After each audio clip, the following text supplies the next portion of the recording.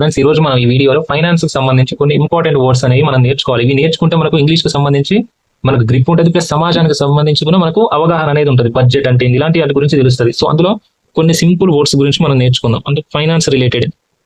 Normal గా మనకు వీటిని ఇంగ్లీష్ లో ఏమంటారో కూడా తెలియాలి. ఫర్ ఎగ్జాంపుల్ ఆర్థిక సేవలు. ఆర్థిక సేవలు.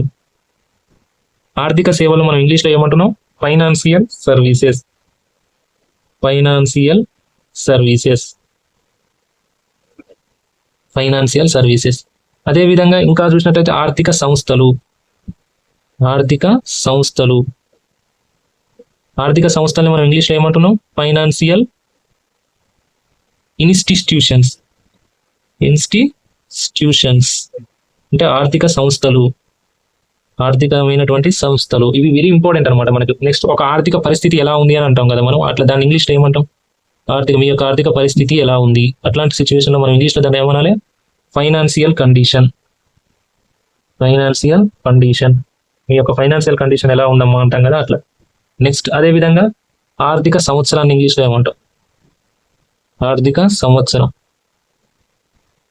ఈ ఆర్థిక సంవత్సరం మీకు ఎలా ఉంది అంటాం కదా, ఫైనాన్షియల్ సంవత్సరాన్ని ఇంగ్లీష్లో ఏమంటాం? ఇయర్ అంటాం కదా, ఫైనాన్షియల్ ఇయర్.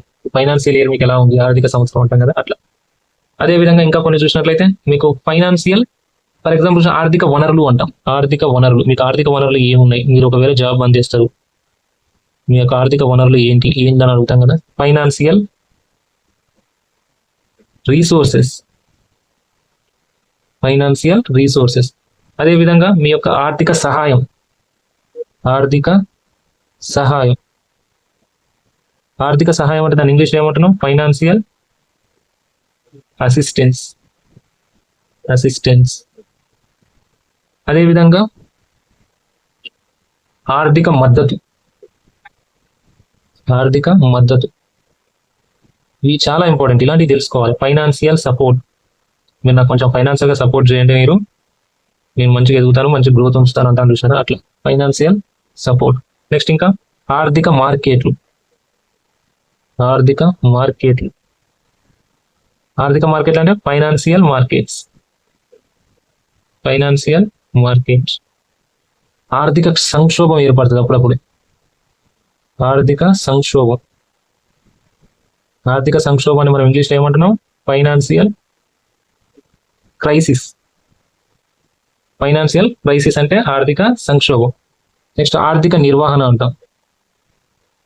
ఆర్థిక నిర్వహణ. ఆర్థిక నిర్వహణ అంటే మనం ఫైనాన్షియల్ మేనేజ్మెంట్.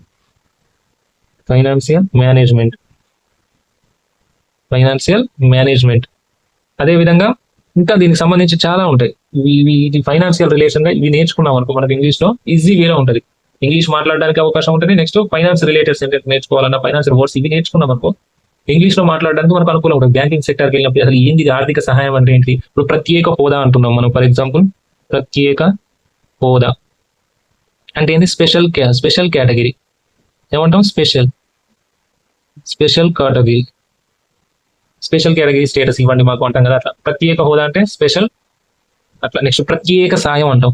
అప్పుడప్పుడు వింటాం కదా, ప్రత్యేక సాయం అంటే స్పెషల్ హెల్ప్.